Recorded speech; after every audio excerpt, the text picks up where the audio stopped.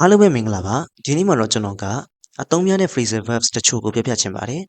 phrasal verbs ဆိုတာကကျွန်တော်တို့ verb တစ်ခုနဲ့ preposition တစ်ခုခုနဲ့ကိုတွဲထားတဲ့အတွဲလေးတွေကိုပြောတာဖြစ်ပါတယ်အဲ့လိုမျိုးတွဲလိုက်တဲ့အခါမှာပေါ့နော်အဲ့ဒီအတွဲအားဆိုရင်ငကိုမူရင်း verb နဲ့အဓိပ္ပာယ်လုံးဝမတူတော့ဘဲနဲ့နောက်ထပ်အဓိပ္ပာယ်အသစ်တစ်ခုကိုပေးတာဖြစ်ပါတယ်ဒါကြောင့်မလို့ကျွန်တော်တို့ကအဲ့ဒီ phrasal verbs တွေဆိုလို့ရှိရင်အလွတ်ကျရတာဖြစ်ပါတယ်ကျွန်တော် phrasal verbs တွေအရင်လည်းအသုံးများတဲ့အရင်လည်းအသုံးတဲ့တဲ့အတွက်ကြောင့်မလို့အင်္ဂလိပ်စာကိုလေ့လာနေတဲ့သူတွေဆိုလို့ရှိရင်ဒီ phrasal verbs တွေကိုကြက်ထားတာကအရင်အကျိုးရှိတာဖြစ်ပါတယ်။ဒါကြောင့်မလို့ကျွန်တော်လည်းသူတို့လေ့လာကြမယ်နော်။အရင်ဆုံးပေါ့နော်ကျွန်တော် phrasal verbs က2မျိုးရှိပါတယ်။အဲ့ဒါကတော့ separable နဲ့ non separable ဖြစ်ပါတယ်။ခွဲလို့ရတဲ့ phrasal verbs နဲ့ခွဲလို့မရတဲ့ phrasal verbs ဖြစ်ပါတယ်။ခွဲလို့ရတဲ့ phrasal verbs ဆိုတာကဒီမှာ example လေးမှာကြည့်လိုက်ပေါ့နော်။ဒီ call နဲ့ off နဲ့ကဒါ phrasal verb ပေါ့နော်။အဲ့ call နဲ့ off နဲ့ကိုကျွန်တော်ခွဲရေးထားတယ်ပေါ့။အလယ်မှာကျွန်တော်တို့ object ဖြစ်တဲ့the meeting ကိုထည့်ထားတာဖြစ်ပါတယ်အဲ့ဒါဆိုလို့ရှိရင်ဒါခွဲရေးတယ်လို့ခေါ်ပါတယ်သို့မဟုတ်ခွဲရေးချင်လည်းခွဲရေးလို့ရတယ်ခွဲမရေးချင်ဘူးဆိုရင်လည်းပေါင်းတော့ call off the meeting ပေါ့နော်အဲ့လိုမျိုးရေးလို့လည်းရပါတယ်ဒီမှာဆိုလို့ရှိရင်တော့ဒါဒီအလယ်ကဟာဒီကျွန်တော် noun ဖြစ်နေတယ်ပေါ့နော်အလယ်က object က noun ဖြစ်နေတဲ့အတွက်ကြောင့်မလို့ဒီလိုခွဲရေးချင်ခွဲရေးလို့ရတယ်ဒါမှမဟုတ်တွဲရေးချင်လည်းတွဲရေးလို့ရတယ်ဒါပေမဲ့လည်းအလယ်ကကျွန်တော်တို့ object ကကျွန်တော်တို့ဒီ pronoun ဖြစ်နေမယ်ဆိုရင်တော့အဲ့ဒီဟာကိုကျွန်တော်တို့ကဒီခွဲပဲရေးရမယ်ပေါ့နော်တွဲရေးလို့မရဘူး called it off လို့ရေးရမှာဖြစ်ပါတယ် called off it လို့ရေးလို့မရဘူးပေါ့နော်အဲ့ဒါလေးတစ်ခုကတော့သတိထားမှာဖြစ်ပါတယ်အဲ့တော့ separable ဆိုတာကျွန်တော်တို့က verb နဲ့ preposition ကိုခွဲပြီးတော့ရေးလို့ရတယ်လို့တွဲပြီးတော့လည်းရေးလို့ရတယ်ဒါပေမဲ့ pronoun ဆိုရင်တော့ခွဲပြီးတော့ပဲရေးရမယ်ပေါ့နော်တွဲရေးလို့မရပါဘူးအဲ့တော့ကျွန်တော်တို့ဒီ separable phrasal verbs တွေထဲကဆိုရင်၅လုံးဒီနေ့လော့ကျရမှာဖြစ်ပါတယ်အဲ့ဒါတွေကတော့ call off ပေါ့နော် call off ဆိုတာတော့ဘာလဲဆိုတော့ဒီစီစဉ်သူမဟုတ်သဘောတူညီမှုပေါ့နော်ပွဲတစ်ခုခုကိုကျွန်တော်တို့ကဖျက်သိမ်းလိုက်တယ်ပေါ့နော်ဖျက်သိမ်းလိုက်တယ်ဆိုရင်ဒါ call off လို့ပြောပါတယ် bring up ဆိုတာကကြောင့်အကြောင်းအရာတစ်ခုခုကိုပေါ့နော်ကျွန်တော်တို့ကစပြီးတော့ပြောတာကို bring up လို့ခေါ်ပါတယ် fill in ဆိုတာကျတော့ကျွန်တော်တို့ဒီ found တစ်ခုခုဒါမှမဟုတ်အထောက်အထားတစ်ခုခုစာပြစာတမ်းတစ်ခုခုကျွန်တော်တို့ကအဲ့ထဲမှာအချက်လက်တွေကိုထည့်ရေးတယ် found ဖြည့်တယ်ပေါ့နော်မြန်မာလိုပြောရင်တော့ found ဖြည့်ရဆိုလို့ရှိရင်တော့ fill in ကိုသုံးပါတယ် pick up ကကျတော့တစုံတစ်ယောက်ကိုပေါ့နော်တစုံတစ်ယောက်ကိုကားတော့မဟုတ်တချို့စိုက်ကယ်ပဲဖြစ်ဖြစ်ပေါ့နော်တခုခုနဲ့တွားပြီးတော့ကြိုတယ်ဆိုလို့ရှိရင်တွားခေါ်တယ်တွားပြီးတော့ကြိုတယ်ဆိုလို့ရှိရင်ကျွန်တော် pick up လို့သုံးပါတယ် turn down ကကျတော့ကျွန်တော်တို့က offer ပေါ့နော် offer ဆိုတာကမ်းလှမ်းမှုပေါ့နော်တခုခုကိုကမ်းလှမ်းတယ်ကိုအဲ့ဒါကိုလက်မခံဘူးနော်လက်မခံဘူးညင်းလိုက်တယ်ဆိုရင်ဒါ turn down လို့ပြောပါတယ်အဲ့တော့ non separable ကကျတော့ခုနကကျွန်တော်တို့အလယ်မှာ object လာထည့်လို့မရဘူးအဲ့နှစ်ခုကအမြဲတွဲရေးရတယ်ပေါ့နော်ဒီ verb နဲ့ preposition ကအမြဲတမ်းတွဲပြီးတော့ရေးပါတယ်အဲ့ဒါဆိုရင်ကျွန်တော်တို့ဒါ non separable လို့ခေါ်ပါတယ်ဒီမှာတော့6လုံးပေါ့နော်ကျဲရမှာဖြစ်ပါတယ်အဲ့ဒါက look after ဆိုတာကျတော့တစုံတစ်ယောက်ကိုဂရုစိုက်တယ်သို့မဟုတ်တစုံတစ်ခုကိုဂရုစိုက်တယ်စောင့်ရှောက်တယ်အဲ့ဒါမျိုး look after လို့ပြောပါတယ် come across ဆိုတာကျတော့တစုံတစ်ယောက်ကိုပေါ့နော်တစုံတစ်ခုသို့မဟုတ်တစုံတစ်ယောက်ကိုမမျှော်လင့်မှန်းနဲ့တွေးလိုက်တယ်ပေါ့နော်မမျှော်လင့်မှန်းနဲ့တွေးလိုက်တာကို come across လို့ခေါ်ပါတယ် turn into ကကျတော့ become ပေါ့နော်ဖြစ်လာတာကိုပြောတာပေါ့နော်တစုံတစ်ခုကဖြစ်လာတယ်ဆိုရင် turn into get over ကျတော့ကျွန်တော်တို့ကတစုံတစ်ခုသို့မဟုတ်တစုံတစ်ခုတော့ယောဂတစ်ခုခုပေါ့နော်ဒါမှမဟုတ်စိတ်ချနေတစ်ခုခုကနေပြန်ကောင်းလာတာကို get over လို့ပြောပါတယ် look into ကကျတော့investigate ပေါ့နော်စုံစမ်းစစ်ဆေးရဖြစ်ပါတယ်တစုံတစ်ခုစုံစမ်းစစ်ဆေးရဆိုရင် look into လို့သုံးလို့ရတယ်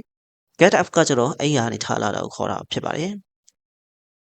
တော့အဲ့ non separable မှာကျွန်တော်တို့ကနောက်ကဒီ preposition နှစ်ခုလိုက်တဲ့ဟာမျိုးဆိုလို့ရှိရင်လည်း non separable ဖြစ်ပါတယ်ဥပမာဆိုလို့ရှိရင် get come up with ဆိုတာကျတော့အကြံတစ်ခုရတာကိုပြောတာပေါ့နော်အကြံတစ်ခု idea တစ်ခုခုကိုစဉ်းစားမိသွားတယ်အဲ့ဒါကို come up with လို့ပြောပါတယ် get rid of ကကျတော့ remove ပေါ့နော်တစုံတစ်ခုဖယ်ရှားလိုက်တယ်ကိုမလို့ချင်တဲ့အရာတစ်ခုကိုဖယ်ရှားလိုက်တယ်ဆိုလို့ရှိရင် get rid of လို့သုံးပါတယ်နောက် get on with ကကျတော့တစုံတစ်ယောက်နဲ့ဆင်ပြေသွားတယ်ပေါ့နော်သူမဟုတ်ရင်းနှီးသွားတယ်ဆိုရင်ဒါ get on with လို့ပြောပါတယ် put up with ကကျတော့တစုံတစ်ယောက်နဲ့အဆင်မပြေဘူးပေါ့သို့ပေမဲ့လည်းကျွန်တော်တို့က tolerate ပေါ့နော်တီးခံပြီးတော့နေတာကို put up with လို့ပြောပါတယ် look forward to ဆိုတာကျတော့ပျော်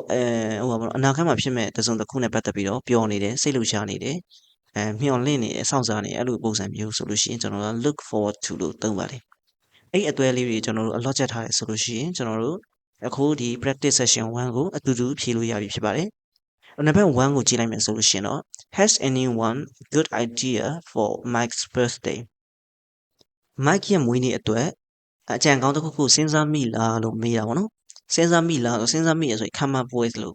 ဖြည့်ရမှာဖြစ်ပါတယ်ဒါကြောင့်မလို့ဒီနေရာမှာ come up with ဖြစ်ပါတယ်နံပါတ်2ကတော့ဒီ invitation to their wedding I politely ate ဆိုတော့ဟိုမင်္ဂလာပွဲဖိတ်စာလားပေါ့နော်ငါအဲ့ဒါကိုညင်းလိုက်တယ်ဆိုတဲ့အဓိပ္ပာယ်ပေါ့နော်သူတို့လာဖိတ်ထားတာငါမသွားနိုင်ဘူးဆိုပြီးတော့ယဉ်ကြီးလေးပဲညင်းလိုက်တယ်ဆိုတဲ့အဓိပ္ပာယ်ပေါ့နော်ဒါတော့ကျွန်တော်တို့ကမ်းလှမ်းမှုကို offer ကိုပေါ့နော်ကျွန်တော်ညင်းလိုက်တာလက်မခံတာပေါ့နော်အဲ့တော့ကျွန်တော် turn down ဒီနေရာမှာတော့သူကပြောနေတဲ့အချိန်မှာကညင်းပြီးသွားပြီပေါ့နော်အဲ့တော့တိတ်ဖြစ်သွားတဲ့အတွက်ကြောင့်မလို့ကျွန်တော် past simple ကိုသုံးမှာဖြစ်ပါတယ်ဒါကြောင့် turned it down ဖြစ်ပါတယ်နံပါတ်3ကကျတော့ကျွန်တော် when my parents are on holiday I the cat မိဘတွေကခရီးသွားနေတဲ့အချိန်မှာအားလိုက်ရဲ့ခရီးသွားနေတဲ့အချိန်မှာကျွန်တော်ကကြောင်ဆောက်ရှောက်ထားတယ်ပေါ့နော်ဆောက်ရှောက်ထားတယ်ဆိုတော့ look after အဲ့လိုဖြစ်မှာဖြစ်ပါတယ် I'm heartbroken how long will it take to this ငါအသေးကွဲနေတယ်ပေါ့နော်ဒီကနေပြီးပြန်ကောင်းဖို့ဘယ်လောက်ကြာမလဲလို့မေးရအောင်နော်ဒီဟာကောင်းသွားဖို့ဘယ်လောက်ကြာမလဲဆိုတာကောင်းသွားတယ်ဆိုတာ recover ပေါ့နော်အဲ့ဒါက get over အဲ့ကြောင့်မလို့ get over this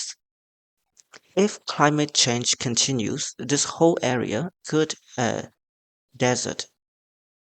ရာသီဥတုပြောင်းလဲမှုဆက်ဖြစ်နေမယ်ဆိုရင်ဒီနေရာတစ်ခုလုံးကတဲခန္ဓာရဖြစ်သွားနိုင်တယ်ပေါ့နော်ဖြစ်လာတယ်ဆိုရင်ဒါကျွန်တော်က turn into ပေါ့နော် verb 1မှာထည့်ရမှာဖြစ်ပါတယ် turn into Katie called to ask if you can her at 6 p.m. Katie ကပေါ့နော်ဖုန်းဆက်ပြီးတော့မေးတယ်ပေါ့နော်မင်းကသူ့ကို6နာရီမှလာကြိုနိုင်မလားပေါ့နော်အဲ့လိုမျိုးမေးတာဖြစ်ပါတယ်လာကြိုတယ်ဆိုရင်ဒါကျွန်တော် pick up ပေါ့နော်အဲ့တော့ pick her up ဖြစ်မှာဖြစ်ပါတယ် This table is completely broken let's eat ဒီစပွဲကလုံးဝပျက်စီးနေပြီဆိုတော့အဲ့တော့ဖယ်ရှားရအောင်ပေါ့နော်အဲ့လိုပြောတာပေါ့ဒါလေးဖယ်လိုက်ရအောင်အဲ့ဆို get rid of နောက်တစ်ခုကတော့ he really well with his boss ပေါ့နော်သူကသူ့ရဲ့ဒီတထိန်းနဲ့အဆင်ပြေနေတယ်ပြောအဆင်ပြေဆိုရင် get on with အဲ့တော့ဒီမှာတော့ he က singular ဖြစ်တဲ့အတွက်ကြောင့်ကျွန်တော်တို့က get မှာ s ထည့်ရမှာပေါ့နော် gets really well on with အဲ့လိုမျိုးဖြစ်မှာဖြစ်ပါတယ်ဒါကြောင့်မလို့ဒီ practice session 1ကိုဖြည့်ပြီးတဲ့အချိန်မှာပေါ့နော်အခုရှင်းကအရှိကကျွန်တော်တို့ခုနကပြောသွားတဲ့အတွေ့အလေးတွေလည်းထိုက်တဲ့တန်လောက်မှတ်မိထင်ပါတယ်အဲ့တော့နောက်ထပ် practice session 2ကတော့ကိုယ့်ဘာသာကိုဖြည့်ကြည့်လို့ရပါတယ်မဖြည့်ခင်ပေါ့နော်အရှိကကျွန်တော်တို့အတွေ့အလေးအရင်ချက်ထားပြီးတော့မှဖြည့်တာပိုကောင်းတယ်ပေါ့နော်ပြီးလို့ရှိရင်ကျွန်တော်အဖြေကိုလည်း comment ထဲမှာတိုက်ကြည့်လို့ရပါတယ်အားလုံးတက်ကြိုးရှိမယ်လို့ယုံကြည်ပါတယ်ကျေးဇူးတင်ပါတယ်